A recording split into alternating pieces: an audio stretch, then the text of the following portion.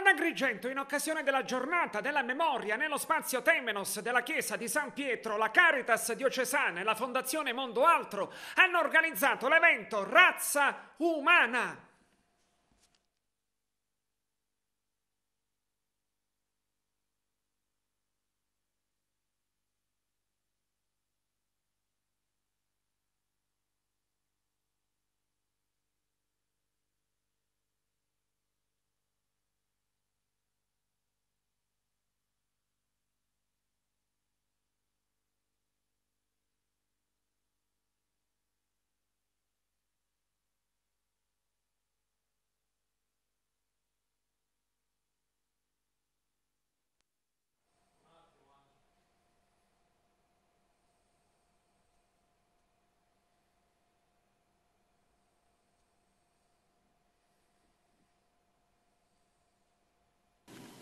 La sorella di mio padre, di cui porto il nome, Silvia, come secondo nome, fu deportata insieme ai suoi figli e a suo marito il 16 ottobre.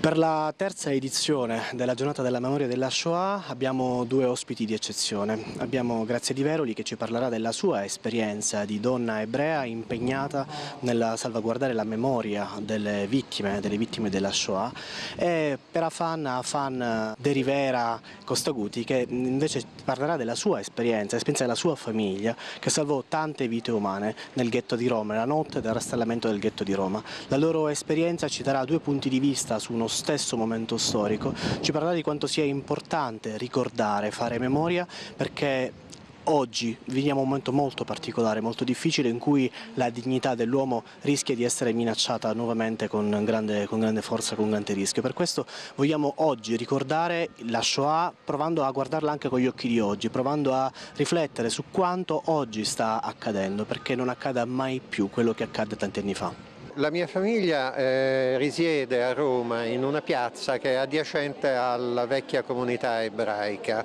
In realtà con l'espansione del ghetto dai primi dell'Ottocento il ghetto è venuto proprio a toccare quasi il palazzo di famiglia. Nel 1943 mio nonno e mia nonna diedero riparo a un consistente numero di romani di religione ebraica.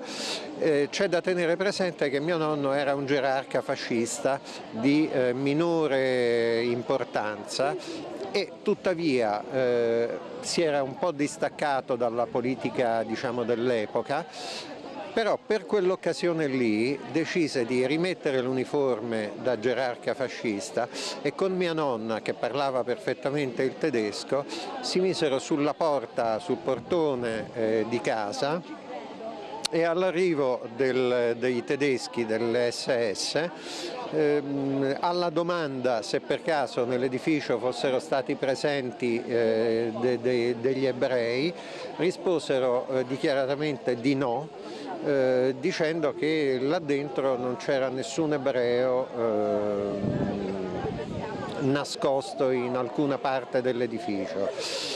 Naturalmente questo non era vero, c'erano circa 300 ebrei negli scantinati, negli ambienti vuoti del palazzo, negli anfratti, diciamo, un po' riparati, che da quel momento lì, quindi dai primi giorni dell'ottobre del 1943 fino poi alla liberazione di Roma nel 1944, rimasero dentro e furono ospitati, che vuol dire anche nutriti, fino a quando la liberazione non risolse il problema dei cittadini di religione ebraica. Questo è un argomento che è con noi nella nostra famiglia sempre.